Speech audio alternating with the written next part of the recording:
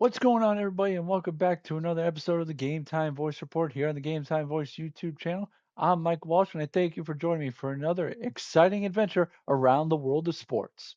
And in this episode, we're going to take that maybe a little bit literal, as we are going to check up on three U.S. national teams and how they're preparing for important tournaments coming up very, very soon.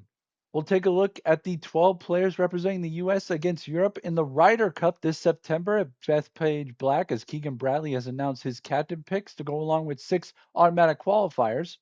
We'll also take a look at the 44 players who attended the U.S. men's national team development camp to look to try to finalize that roster for 2026 in Italy for the Winter Olympics hockey games. Then we'll take a look as Mauricio Pochettino has announced his roster for two September friendlies against South Korea and Japan, with the World Cup on home soil inching ever closer. And finally, we'll have our favorite segment, the wackiest of the week, as we'll take a look as an interesting story has come out surrounding the Norwegian national soccer team and something that really you have to hear to believe. All that and much, much more. So buckle up those chin straps and lace up those skates real tight. This is episode 5 of the Game Time Voice Report.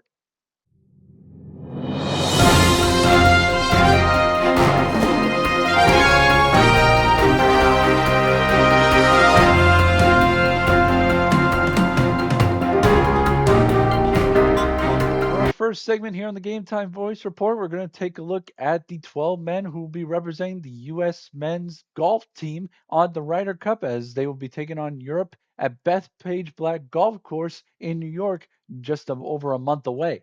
Captain Keegan Bradley has been hard at work with his co and vice captains and trying to put the best roster to get back the Ryder Cup after a loss in 2023 to the Europeans by a pretty substantial margin.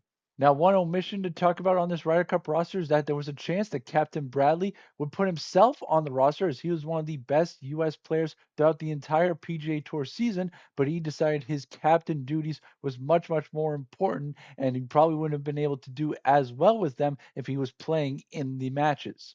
But let's take a look at the 12 men who will be playing for this U.S. team and trying to get the Ryder Cup back after a disappointing showing in 2023.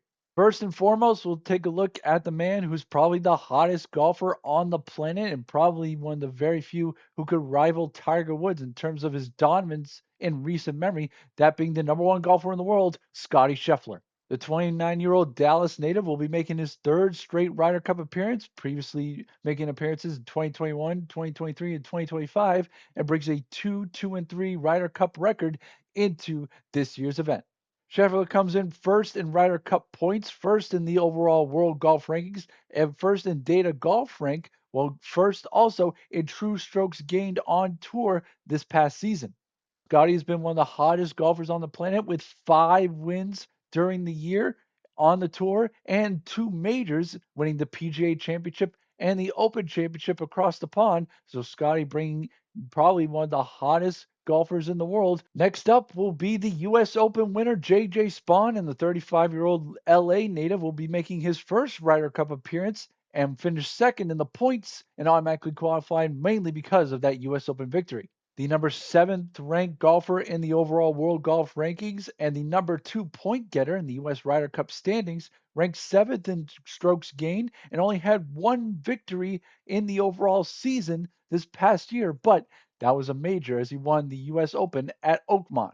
Having a breakout year and capturing his first major, one of the many factors that brought JJ into this, besides obviously automatically qualifying, was his improved short game. And in the Ryder Cup, those hole outs and those green side actions can be very important in swaying momentum in many different matches. Next up, another man who, like Scotty Scheffler, will be making his third straight Ryder Cup appearance. The 31-year-old San Diego native, the X-Man, Xander Schauffele, will be back in the fold for the red, white, and blue, bringing a 500 record of 4-4 and ranking number 3 in the points as well as the overall world golf rankings. Xander had 0 wins in 2025, which seems to be a down year mostly for the X-Man, but the swagger and the way he's played in previous Ryder Cups cannot be contained, and hopefully the game falls into place behind what's still been most improved iron play throughout the year. If you can get the driver and the putter going, he's a valuable asset to this team moving forward. Next up, the 36-year-old Columbus, Georgia native who will be making also his first Ryder Cup appearance, Russell Henley, who ranks fourth in points and fourth in the overall world golf rankings. With one victory at the Arnold Palmer Invitational, Henley wasn't really great in terms of driving distance, but makes up for it everywhere else as he came in 13th in strokes gained and 6th around the greens, now 32nd in putting, though the latter is usually better. The first man on this team with President's Cup experience, Henley brings a plethora of knowledge, but maybe more so than anything else, proved at the President's Cup he could be a lethal partner for Scotty Scheffler. Next up, another Georgia native, the 36-year-old who will be making his third Ryder Cup appearance, Harris English, with a career record of 1-2 in the event. Ranked fifth in the points for the U.S. and 10th in the overall world golf rankings, Harris had one victory this year, the Farmers Insurance Open, and despite this being just his second Ryder Cup, he has a veteran presence about him as he's recently played in 2021 and will be making only his second appearance in 2025. His lethal driver and possibly improved irons can be a factor for Harris English, but one of the best things about him, and really an important factor in Ryder Cup play, top 20 in putting around the greens this year. And finally, rounding up the automatic qualifiers, the big guy himself, the 31-year-old Clovis, California native Bryson DeChambeau, back in the fold for the red, white, and blue, will be making his third appearance, previously played in 2018 and 2021, bringing a 2-3-1 career record and ranking sixth in the points for the U.S. and 18th in the overall world golf rankings.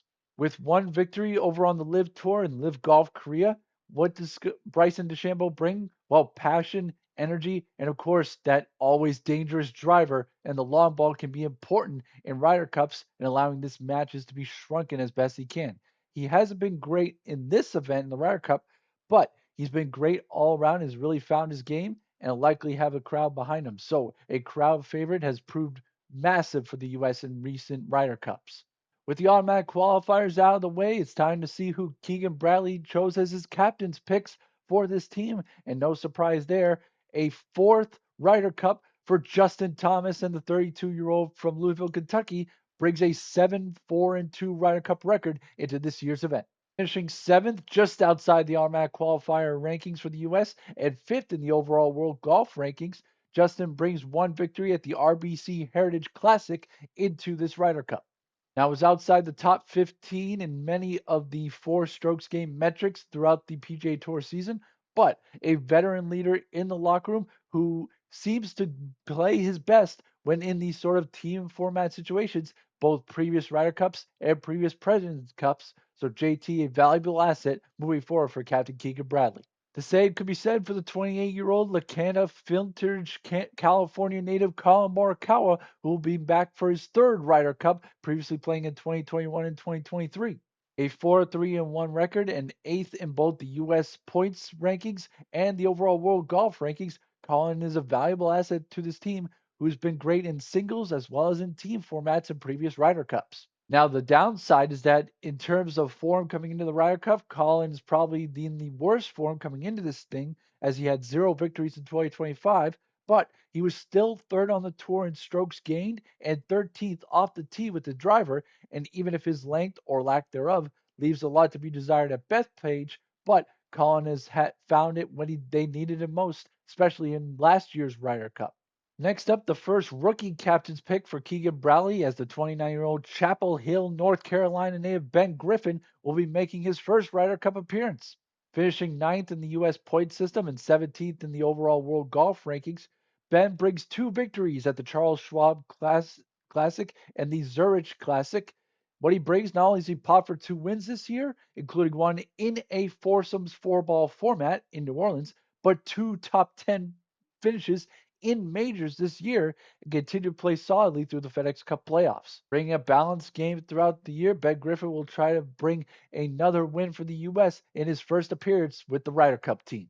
Another rookie added to the team, as the 28-year-old Scarborough, New York native Cam Young will be making his first Ryder Cup appearance. 14th in the U.S. points rankings and 20th in the overall world golf rankings, Cam Young brings one win in, as he was a leader in the Wyndham Championship this past year.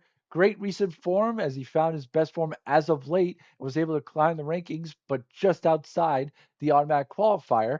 But he has an unmatched connection to Bethpage Black, which he won a New York State Open with on Long Island, and long and 6 on tour and putting too. Cameron Young brings a lot of course knowledge to this Ryder Cup team. Next up, another familiar face from years past, as 33-year-old Long Beach, California native Patrick Cantlay will be making his third Ryder Cup appearance and probably one of the best for the U.S. on the captain's pick side. A 5-2-1 record and 15th in the points, as well as 21st in the overall world golf rankings. Patrick didn't have any wins in 2025, but only Justin Thomas has won more Ryder Cup matches on this team than Patrick Cantlay, who ranked ninth in strokes gained this season. With Jordan Spieth left off the equation in his overall record, Cantlay has been great in singles matches and has been a proven partner for Justin Thomas in previous years' campaigns. So the ability to throw them two together, as well as relying on them on Sunday, can be an integral part for Captain Bradley and his vice captains. And finally, a little taste of the Bayou, as 29-year-old Shreveport, Louisiana native Sam Burns will be making his second Ryder Cup appearance. With a 1-2 record, 16th in the points, and 22nd in the overall world golf rankings, Sam did not have any wins this year, but was ranked number one on tour in strokes gained as far as putting goes this year, and finally has some major confidence as he was able to hold the lead at some point in Oakmont in the U.S. Open before J.J. Spawn took the win there. The U.S. will try to get back in the win column, as since 1998, Europe has gone 8-4 against the U.S. in Ryder Cups. So let's see if the red, white, and blue can bring it back to home soil and try their best to stop a recent hot streak by the Europeans. Next up, we'll head to the ice, as 44 players, along with head coach Mike Sullivan and GM Bill Guerin, attended men's Olympic orientation camp in Plymouth, Michigan, hopes to try to build a team ready for the Italy Winter Olympics in 2026. Now, this 2-day gathering in Michigan was mainly sort of an administration post, as there was no on ice activities, but this was really part of a bonding experience that head coach Mike Sullivan and the GM Billy Guerin, both local Massachusetts guys, as Guerin was from BC and Mike Sullivan was from BU, having coached there, were trying to get the team to bond in hopes to create a much stronger foundation than they already had at the Four Nations this past year. The players included 5 who were previous Olympians in previous games, including Patrick Kane, Ryan McDonough, Brock Faber, Matthew Nyes, and Jake Sanderson, as well as 5 of the 6 members of the U.S. men's Olympic team who have already been chosen, which were Jack Eichel, Austin Matthews, Brady Tkachuk, Quinn Hughes, and Charlie McAvoy, with Matthew Tkachuk stepping away to recover from the injuries he suffered both in the Four Nations and in the lead up to the playoffs last year for the Florida Panthers. In addition to them, there were 12 players on this roster who played for the U.S. when they won gold for the first time since 1933 at the IIHF Men's World Championships just a little bit ago. That group includes 2 goaltenders of Joey Decord, the North Andover, Mass native and goaltender for the Seattle Kraken, and Jeremy Swayman, the Anchorage, Alaska native, who is the number 1 goalie for the Boston Bruins. On the defensive side, you had Jackson Lacombe, Brady Shea, Alex Vlasic, and Zach Werenski rounding out the defensive core, who helped garner the U.S. winning gold in that championship. And Logan Cooley, Connor Garland, Clayton Keller, Frank Nazar, Shane Pinto, and Tage Thompson, who scored the OT winner in the IHF Men's World Championship gold medal game, were invited on the forward side. In addition to them, all 23 players outside of Matthew Tkachuk, who were part of the U.S. men's national team for this past February's Four Nations face-off, were added to the roster as well. So a nice blend of Four Nations as well as IHF Men's World Championship team.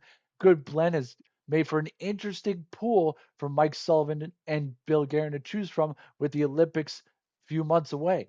U.S. is looking to win gold for the first time since Coach Herb Brooks, Michael Ruzioni, and the Miracle and Ice Kids of 1980 beat Finland in the gold medal game after a shocking upset in the semifinals of the Soviets at Lake Placid many years ago. Now we will head to the pitch as Mauricio Pochettino announced his roster for 2 September friendlies against South Korea and Japan, and ramping up preparations for the World Cup next summer. Now, you would expect, with the World Cup coming up very, very soon and the need to prepare and get some camaraderie with this U.S. national team, who's been kind of split into 2 different factions for many, many years coming up, you would think Pochettino would try to bring in as many close knit players as he could for this roster, but that doesn't seem to be the case. Granted, there are some familiar faces returning, as Christian Pulisic, Tim Weah, and Serginho Dest are back in the fold after missing the Gold Cup.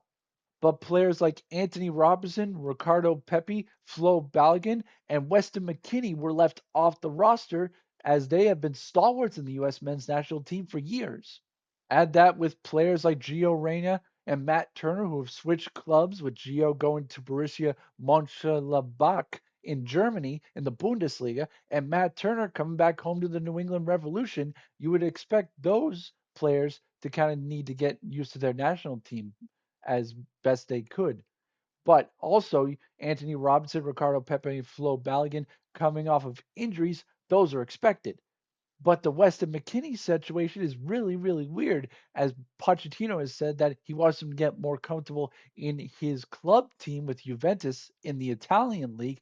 But Weston's unable to really crack the squad in the starting lineup as he came on in just the 89th minute in a recent game over the weekend. All of this coming off a Gold Cup where the U.S. made it all the way to the final against Mexico and even held the lead with a roster mostly of MLS players making their international debuts. But Pochettino, for some reason, seems to favor them as much as his seasoned European pros who've been on this national team for years. Needless to say, the boss has plenty to figure out and much important decisions between now and the summer of 2026 when the US, along with Canada and Mexico, will host the World Cup in many different areas around North America. In a time when the US men's national team is probably as low as it was back in 2016 when they failed to qualify for the World Cup in 2018 in Russia, this team needs to get it figured out and quick because the last thing you need is an embarrassing performance on home soil, which will leave the national team in disarray moving forward. And finally, on this episode of the Gametime Voice Report, we're going to finish every episode as we always do with our wackiest of the week. And for this, we're going to stay on the pitch, but we're going to head to Norway, where a drug testing part of the Norwegian football national team really took a weird and unexpected turn. Norway men's team received a visit from the country's anti-doping agency this past week. But while this is a usual occurrence in sports and specifically in soccer, there were two very important and weird aspects of it. Now, one of the players they asked for was Erling Haaland, who's playing for Manchester City in the English Premier League. That went off without a hitch. The problem was the next two names that the doping agency came up with, as they were looking for a Jorgen Juve and Einar Gundersen to try to make a chance to test them for any doping violations.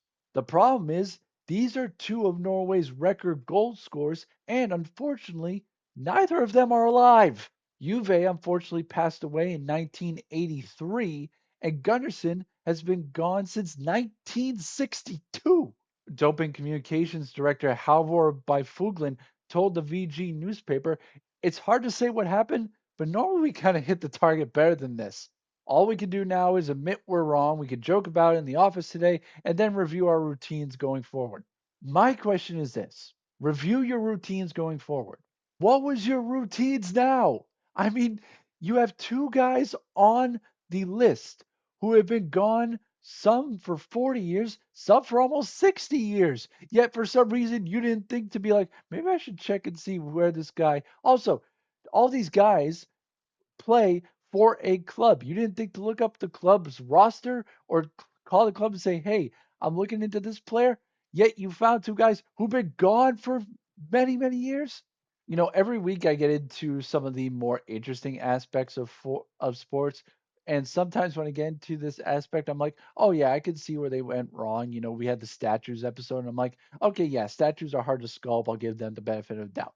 But when you find two players who are passed away and have passed away for many years, someone needs to check you and make sure there's not something wrong upstairs. That's all the time we have for today here on the Game Time Voice Report. I want to thank you guys as always for tuning in. Don't forget to like the video, leave a comment down below, and subscribe to the channel and hit that notification bell so you don't miss out on any new videos going forward. Also, a little bit of news: I will be making my broadcasting debut for the new high school sports season September 5th when Malden Catholic plays Nashua South here in Malden to open up the high school football season. So make sure you have subscribed to Be Big Live and My Hockey Live so you don't miss out on any of those live streams. And those highlight videos will be out on Mondays on the channel moving forward. I'm Mike Walsh, and as always, thank you for joining me for another exciting episode of the Game Time Voice Report here on the Game Time Voice YouTube channel. Game Time Voice, the voice of the common sports fan.